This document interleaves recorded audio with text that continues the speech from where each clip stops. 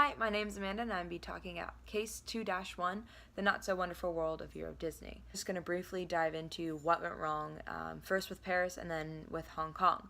So Disney made a bunch of mistakes, and I'll go through those, but ultimately it came down to ethnocentrism, and that just usually never works out. And also marketing research. It's prevalent that they really didn't do much research before entering either of these cultures. So in Paris, they didn't consider like the strong and proud culture that there is in France. Throughout the nation, it's just they're very proud. So trying to mesh American culture with French culture is like oil and water. It just doesn't happen. So a few of the mistakes that they did was they advertised Disney as more of quantity over quality, and the French are really after quality, what they're going to get with the experience and why they're ultimately buying a ticket. Another thing is they banned alcohol consumption on the grounds, and that's a big issue with the French because they're the #1 consuming population of alcohol in the entire world. So for them not to have wine with a meal is just unthinkable.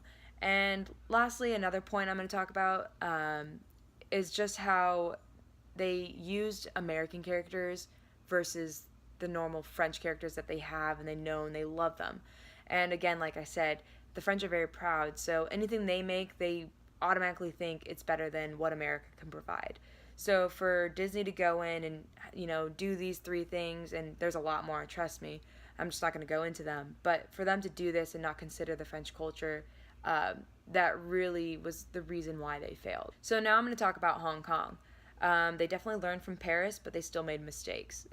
You have Paris on one end and Hong Kong on the other. And in Paris, they did too much American culture. They pushed it way too much. And in Hong Kong, you have too little. So after the park opened, again, they didn't do enough research and looking into who, the people were in Hong Kong to understand what they wanted.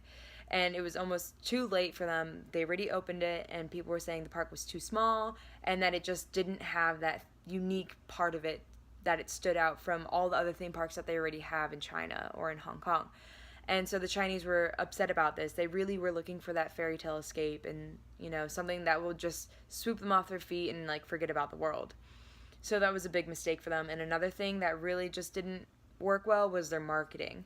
They released an ad originally that showed 2 parents with 2 kids, and that doesn't fit with the norm of a family in Hong Kong because they had imposed a rule of only having 1 child. So most families only had 1 child, so that ad didn't speak well to most people.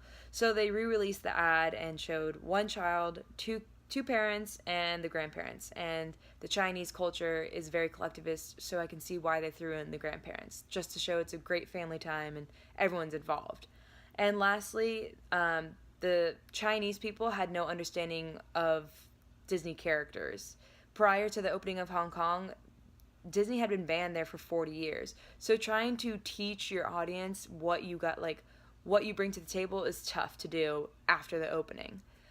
So those were just a few points of why Paris and Hong Kong were failures, but I think that Disney definitely learned from those 2, and they definitely are moving forward and taking those learning tools into Shanghai. They did well, and wherever they go next, I'm sure they'll learn from this and keep going forward. Thanks for watching.